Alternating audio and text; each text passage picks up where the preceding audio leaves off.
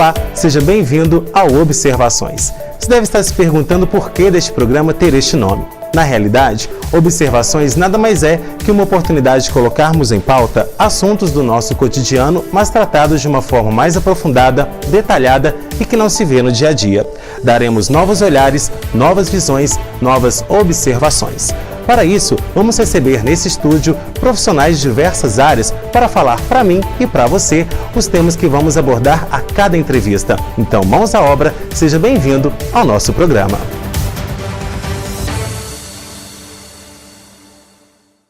Neste programa, vamos tratar sobre um tema que ganhou repercussão nos últimos meses, mas abordado de uma forma muito rasa pela maioria da imprensa nacional. Estou falando das fake news, as notícias falsas. Como conhecemos aqui no Brasil, ganharam visibilidade ao favorecer a eleição de Donald Trump nos Estados Unidos em 2016. De lá para cá, as fake news não pararam de viralizar na rede e mecanismos foram e estão sendo desenvolvidos para barrar a proliferação desse tipo de notícia mentirosa. Sobre esse assunto, recebo hoje no Observações o jornalista Ricardo Elbert.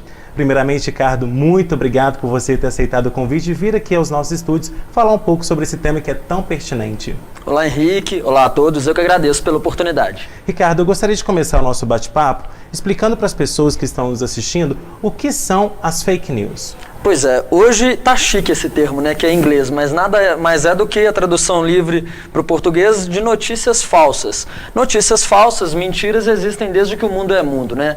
Há algumas décadas a imprensa vivia vinculando algumas coisas, dossiês, principalmente em período eleitoral, que depois se mostravam como fake news, como notícias falsas, né? E esse termo se tornou mais popular e esse tipo de conteúdo, que é notícia com conteúdo mentiroso, falso, se tornou mais abrangente e por isso mais popular com o advento das tecnologias digitais. E Ricardo, quais são os reflexos de uma fake news numa sociedade? Nós vimos aí recentemente a eleição de Jair Bolsonaro, que teve até a denúncia da Folha de São Paulo com relação às fake news. Então, na sua opinião, quais são os reflexos das fake news em uma sociedade como a nossa? Pois é, esses reflexos eles são muito profundos, né, porque eles servem para nortear os rumos do país quando causam efeito em larga escala. É exemplo do que aconteceu no Brasil com o presidenciável Jair Bolsonaro, né, que foi eleito mesmo diante desse escândalo envolvendo notícias falsas que foram distribuídas em escala industrial pelas mídias digitais. Na eleição nos Estados Unidos, que elegeu Donald Trump, também houve, né, denúncias pela mídia tradicional desse tipo de coisa acontecendo também. E eu acho que a consequência, a proporção dessa consequência, ela varia justamente de acordo com a quantidade, né, com o volume de informações que são disseminadas e pelo tamanho também da população, das populações atingidas por isso. Ricardo, na questão de fake news, como que começou a proliferação desse tipo de notícia no mundo? Porque a gente fofoca sempre teve, a gente sempre soube disso. Mas fake news não é necessariamente uma fofoca. É uma notícia que se planta e que se sai distribuindo, ninguém sabe a fonte, ninguém sabe quem criou, e aí por si só ela já é disseminada. Como que surgiu isso? Foi só na eleição de Donald Trump ou muito antes disso? Não, muito antes disso, né? Se a gente estudar aí a história do jornalismo, temos na imprensa, tanto na estrangeira como na brasileira, grandes casos, né, de mentiras que geraram impactos muito fortes em vários momentos de diferentes sociedades. Porém, como eu disse, com o advento das mídias sociais, isso se tornou uma coisa mais contínua e agora tem acontecido em escala mais industrial. Você disse que é algo que se assemelha à fofoca, mas se a gente for levar ao pé da letra mesmo, fofoca é aquela informação que alguém diz para uma outra pessoa, querendo que essa pessoa não divulgue. É uma informação em off, como a gente diz no jornalismo, que não deve ser divulgada. A fake news, como a gente conhece hoje, é um pouco diferente, que são informações, em sua grande maioria, construídas do zero, do nada, né? Que não são nem fofocas, porque não são e nunca foram em nenhum momento verdades. Né? São informações completamente construídas para prejudicar pessoas, enfim, arranhar a história, né, de pessoas e de políticos em geral também. No caso, a gente sabe que notícia é um produto super vendável para as emissoras de TV, de rádio, Exato. portais e internet. O que as emissoras têm feito aí para barrar essas fake news? Nós vimos recentemente que Globo, SBT, Record, entre outras, tiveram aí mecanismos de tentar barrar fake news. Eles funcionaram? A gente sabe que não, porque o resultado esteve aí nas urnas, né, nesse dia 28 de outubro, com a eleição do presidente, que foi acusado de disseminar em larga escala fake news. Eu acho que todos nós já recebemos, durante o período da campanha, alguma fake news contra outros candidatos, né, principalmente contra o candidato do PT, Fernando Haddad, e favorecendo o candidato do PSL, Jair Bolsonaro. Então, essa questão das fake news, elas foram sim importantíssimas, foram essenciais para esse resultado eleitoral. Mesmo com uma série de movimentos por parte da imprensa tradicional, e aqui no Brasil começou principalmente com a Folha de São Paulo, né, que deu amplo espaço em suas páginas e no site também para o pessoal da agência Lupa, que é uma das primeiras agências de checagem de fatos do país, colocarem as contradições de notícias que viralizaram, que se tornaram populares não pela mídia tradicional, mas pela internet, né? Um exemplo disso é o famoso kit gay, que foi tanto falado pelo Jair Bolsonaro, mesmo depois de já ter sido eleito, que foi amplamente desmentido em vários veículos e por várias agências de checagem de fatos. Assim como você, Ricardo, outras pessoas, também outros profissionais do jornalismo, da comunicação social, estão aí debatendo fake news. Então a gente conversou com algum deles, a gente tem um VT aqui para passar e a gente vai saber um pouco sobre a opinião deles. De uma forma assim, muito intensa, né? E quando você analisa que um político, alguém que disputa um cargo público, depende muito da sua imagem pública, essas informações que circulam sobre ele têm um alcance cada vez maior. Quando você percebe que pessoas que têm interesses determinados difundem informações com justamente o objetivo de desconstrução, o ideal é que quem trabalhe com uma campanha política, com marketing político, já esteja preparado, já tenha, digamos, as suas vacinas para poder combater esse mal. Porque se você olhar muito pela raiz da palavra, pelo fake news, é algo que tem um efeito muito maléfico. Infelizmente não é algo que traz tantas vantagens, a não ser do ponto de vista do interesse partidário, do interesse pessoal. Se você pensar pelo interesse coletivo, a fake news ela mais atrapalha, ela mais prejudica do que outra coisa, né? Então, numa época onde a gente fala muito de pós-verdade, onde que as pessoas escolhem as verdades para si, diante de um cenário muito complexo, a gente não pode deixar que determinados conteúdos que sejam extremamente viciados, que sejam, digamos, politizados para determinados interesses, confundam a gente. O olhar crítico, primeiro, do cidadão, da pessoa que recebe notícias, é fundamental. É fundamental que as pessoas entendam que democracia, que esse processo de construção de informações tem que ser feito na base da crítica. Nada mais, nada menos do que a crítica, porque é ela que consegue elevar a capacidade da gente avançar. Facilitou muito o trabalho de um jornalista, mas ela também dificultou muito no sentido da apuração, né? Tem muito veículo de comunicação que, às vezes, no calor da emoção, acaba dando uma notícia sem ter a devida apuração. Então, apurar, hoje em dia, com tanta informação e tanta tecnologia, talvez é até um pouco mais difícil, né? Da gente poder segurar aquela informação. A orientação é sempre esperar, ter certeza da notícia, né? O furo de reportagem nem sempre é o mais importante se você não tem certeza dessa informação. Então, atrapalha muito sim, uma notícia que é falsa, ela se propaga muito mais do que uma notícia verdadeira, porque normalmente as notícias falsas são notícias ruins e que preocupam a população.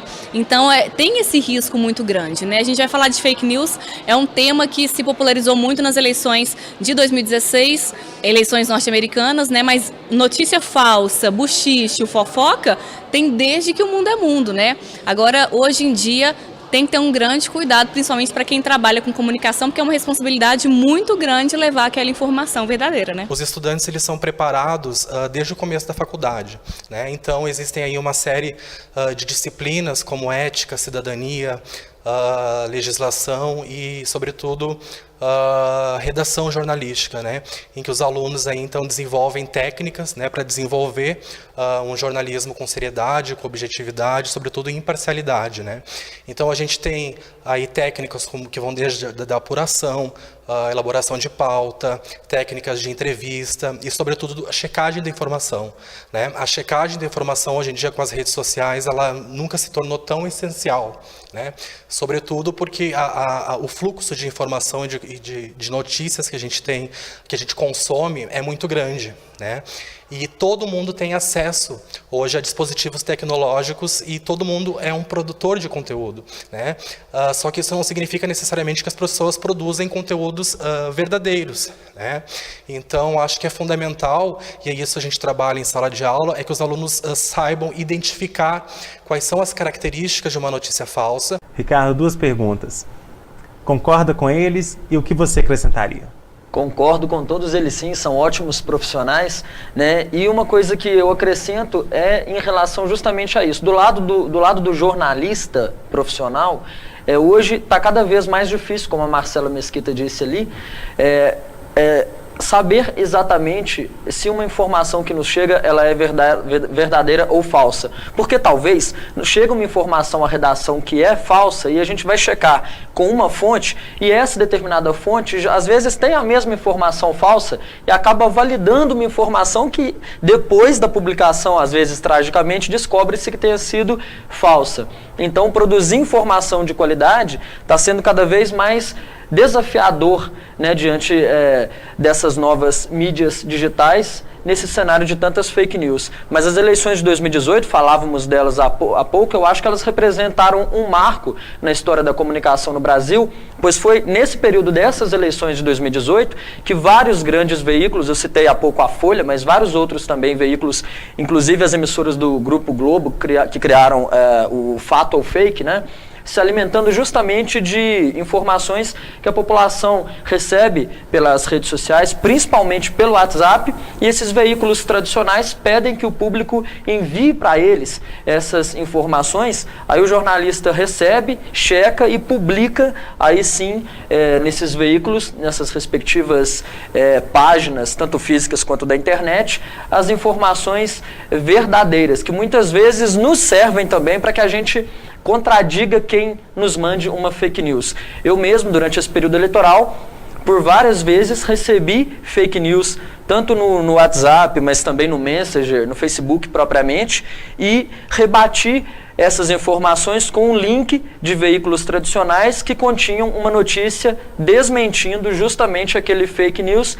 e muitas vezes a cara da pessoa que mandou nem queima diante dessa vergonha que ela passa. Ok, Ricardo. Já já a gente continua a falar sobre fake news e na volta do intervalo continuamos a falar sobre fake news e saber a opinião do público sobre esse tema. Fique por aí, Observações volta já já.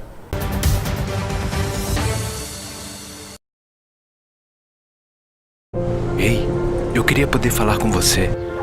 Te falar desses últimos meses e como tudo tá melhor. Eu percebi que viver é incrível, mais do que eu imaginava. Ser pai era um sonho.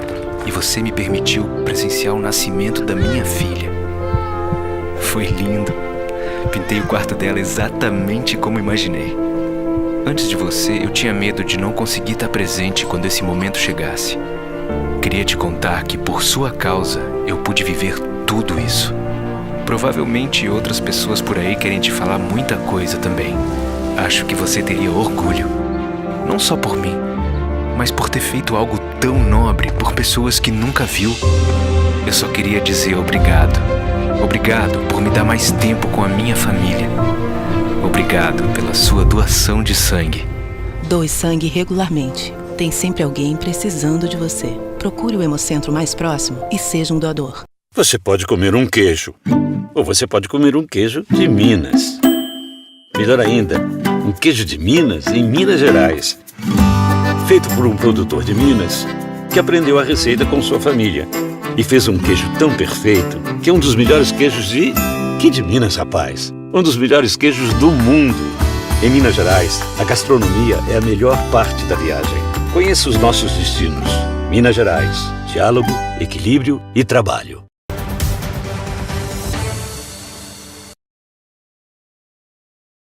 De volta com observações. Hoje nós recebemos em nossos estúdios o jornalista Ricardo Elbert, que veio falar sobre as fake news, também conhecidas como notícias falsas, que têm causado verdadeiro caos na política mundial e também em toda a sociedade. Então, Ricardo, no bloco anterior, nós falamos propriamente sobre os danos que as fake news causam. Agora eu queria saber de você o seguinte: quem recebe fake news? Como identificar que aquele conteúdo é fake news? Assim, para a gente que trabalha na comunicação, isso tem sido cada vez mais fácil, porque o nível das mentiras e das baixarias tem aumentado bastante, né? Mais para o cidadão comum, que eu espero que seja grande parte do público-alvo dessa nossa entrevista, as pessoas que não tiveram a formação em comunicação que nós temos, é justamente esse conjunto de pessoas que precisa ficar atento e saber reconhecer uma fake news quando recebe. Em sua grande maioria são mensagens que contêm erros graves de português, de ortografia, gramática, e que logo de cara querem ferir a honra, a imagem de alguém ou de alguma instituição.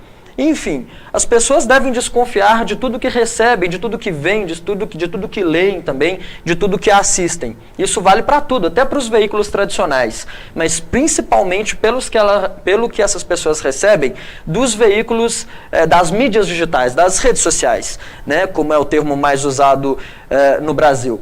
E é preciso também redobrar a atenção com veículos que queiram se parecer com veículos tradicionais, né? Às vezes alguém cria um site que coloca um nome parecido com algum outro site grande, famoso da mídia tradicional, e aí o leitor mais leigo recebe aquele conteúdo e acaba acreditando que se trata assim de uma informação verdadeira, honesta, e acaba compartilhando isso com familiares, com os grupos de amigos, acreditando estar fazendo um bom papel, né? Estar fazendo algo positivo ao entregar essa informação, quando na verdade está contribuindo para a disseminação de notícias falsas. As pessoas comuns, né, que, como você disse, não têm a nossa formação, parece que elas não estão dando tanta credibilidade às mídias já tradicionais, como TV, rádio, internet, aliás, né? Exato. Nos portais oficiais. Então, como combater isso? Porque parece que tudo que se fala, o WhatsApp, ou o Instagram, ou o Facebook, tem mais razão do que uma pesquisa, do que uma equipe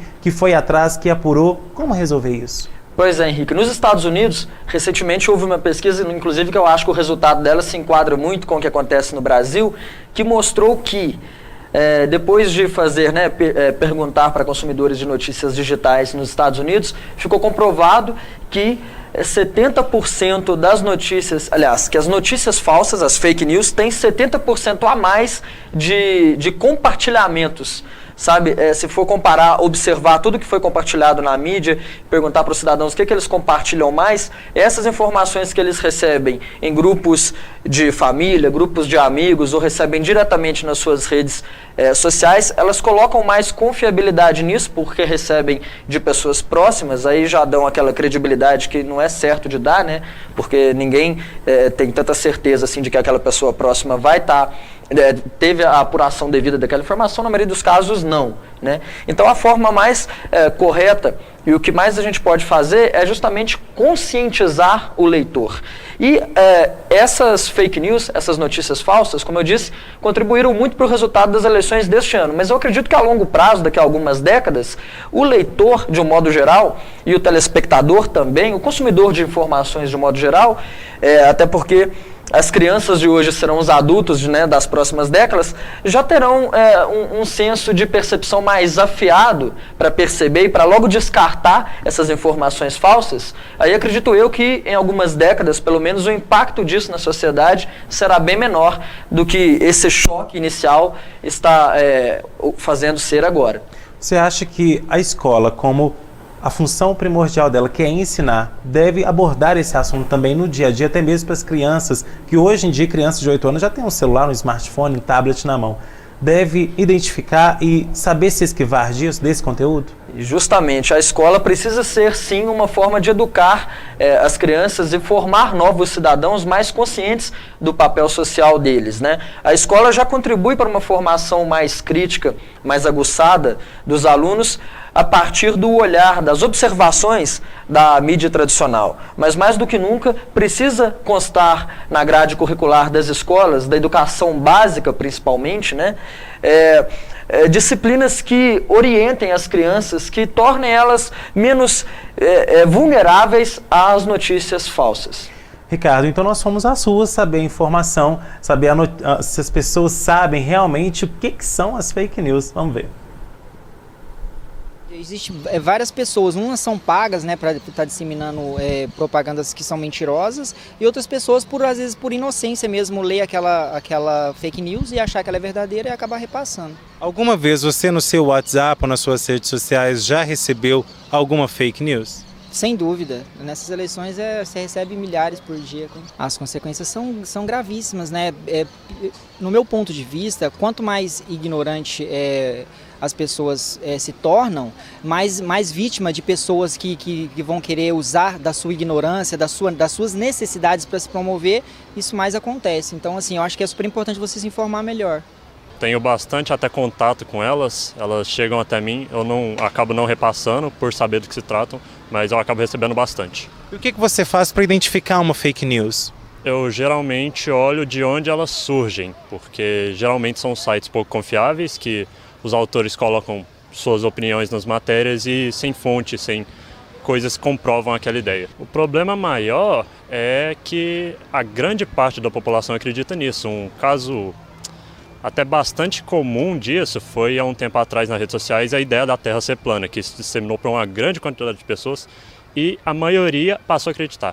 Só que isso tem um lado bom, porque aquelas pessoas que não sabiam do que se tratavam, mesmo defendendo aquela ideia, elas foram pesquisar, entendeu? Então, mesmo com as fake news sendo algo prejudicial, eu acredito que ainda assim, para aqueles que procuram saber se é verdade ou não, é uma coisa boa. São as informações falsas, né, que chegam através de celular, Facebook, nas redes sociais. Olha, eu não lembro quais são as fake news, mas eu já cheguei a compartilhar porque eu não sabia que era fake news. Depois de ter compartilhado, eu vi que era fake news. Eu sei que fake news que é notícia falsa, né? Alguma vez você recebeu alguma notícia falsa nas suas redes sociais? Facebook, Instagram, WhatsApp? A gente recebe todo dia, mas só que eu nunca compartilho, porque quase sempre você não sabe se é verdade ou se é falso, né? Causa muito prejuízo, às vezes até morte. Quando não causa, às vezes causa uma coisa que vai deixar cicatriz na vida do outro pro resto da vida. Não gostei não, que era a respeito do serviço.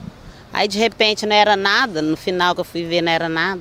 Te prejudicou, porque afinal você estava procurando serviço. Foi, verdade. Então ela foi prejudicada, né? Que ela estava procurando serviço e um reflexo da fake news. Isso mostra a importância de se falar sobre isso, porque prejudica muitas vidas, né? Pois é, e justamente essa palavra é importante, vidas, porque muitas vezes a fake news pode levar à morte. Teve um dos participantes ali que disse, né, que pode às vezes levar alguém a cometer um crime ou a achar que outra pessoa cometeu determinado crime. Tivemos no Brasil um fato marcante em relação a isso no ano passado, numa cidade do interior de São Paulo, onde houve uma divulgação de uma notícia de que uma mulher teria cometido um crime contra a criança, violência a menor de idade. E foi divulgado um retrato falado, e foi divulgado de forma errada. A pessoa não era nem aquela do retrato falado. E houve um grupo de pessoas que viu essa notícia falsa e pensou que se tratava de uma determinada mulher. Aí formaram um grupo, foram até essa mulher e a mataram. Espancaram ela até a morte, resultado de uma fake news. É um dos resultados mais trágicos de fake news no Brasil. Está se tornando uma epidemia, né, Ricardo? Como barrar, então, as fake news? Tem alguma maneira, alguma técnica para se evitar essas fake news de que tenham essa abrangência que tenham? Nós vimos aí no ano passado que um juiz, não me recordo qual estado, ele tentou bloquear, até bloqueou por algumas horas o WhatsApp no Brasil. Seria essa a saída? Censurar as pessoas de ter rede social? De forma alguma. Seria o mesmo que, de repente, alguém começar a enviar informações falsas ou então produtos proibidos de serem enviados pelo correio e aí a empresa Correio ser proibida de funcionar. Ela é só a ponte que faz a entrega da informação. A responsabilidade sempre precisa ser de quem enviou a informação, né? Agora, como hoje todos os cidadãos são emissores de informações, todos são produtores e divulgadores, né, de conteúdo, como eu disse lá no começo, é preciso que cada cidadão tenha consciência. E como fazer isso? Ao receber uma informação, um link suspeito, antes de sair distribuindo, e principalmente se tiver escrito lá no final, compartilhe para chegar ao número máximo de pessoas, pode ver que isso já é sintoma de fake news. Entra no Google antes, joga essa informação lá, verifica, checa, joga o nome da pessoa. Se for uma acusação, joga o nome da pessoa, procura saber se existe reportagem em veículos consolidados para validar essa informação antes, porque pode, como eu disse, em larga escala contribuir para estragar reputações e, como a gente viu também nesse trágico exemplo que eu citei, até acabar com vidas, né? Ricardo, tem a questão também da propagação das fake news. O que se dá essa propagação? Por que as pessoas insistem em propagar um conteúdo em que, sendo que já existem responsáveis para isso, como as emissoras de TV, de rádio, até a própria internet, os veículos oficiais? O que se dá? É a questão de espetacularização daquele assunto? É querer chegar primeiro, é querer ser o primeiro repórter, né? Dar o furo, como a gente fala no nosso meio, dar o furo jornalístico. O que se trata essa disseminação em massa? Pois é, hoje todo cidadão que tem um celular na mão já se acha jornalista, né? Recebe a informação, sai distribuindo e se considera o repórter por estar justamente dando furos aí até em veículos tradicionais. E muitas dessas informações são fake news, mas a gente sabe que a maioria dessas disseminações, a gente viu também aí na entrevista, uma das entrevistadas disse que já compartilhou e depois ficou até envergonhada, depois não fez mais isso, depois de ter divulgado. Essas pessoas fazem isso sem maldade, sem querer prejudicar alguém, mas é claro que acabam prejudicando.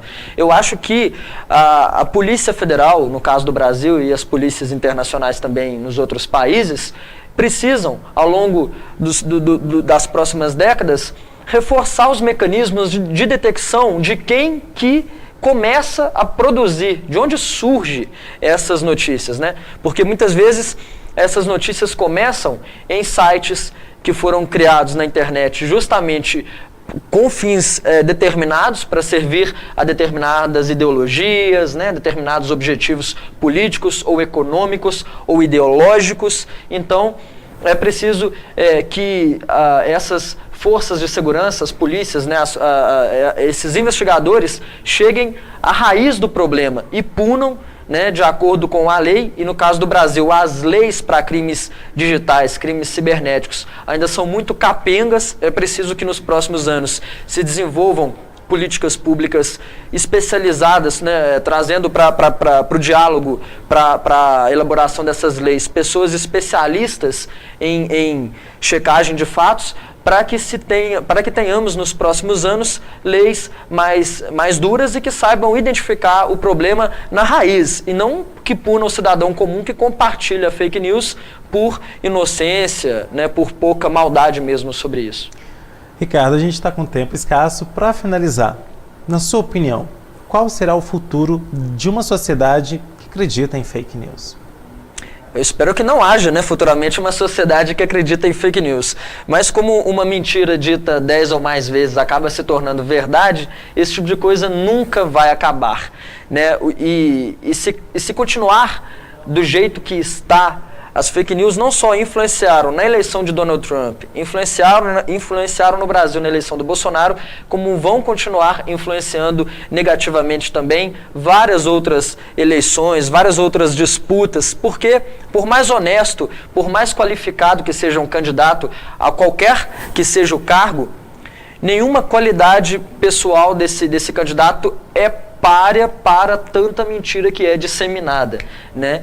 E eu espero que nos próximos anos, no futuro, as sociedades, não só o Brasil, o mundo em geral, saiba controlar a disseminação dessas notícias falsas e, claro, que as pessoas, que a população em geral, tenha mais consciência, tenha sido melhor educada para desconfiar, para identificar, desconfiar e não viralizar essas mentiras pela internet.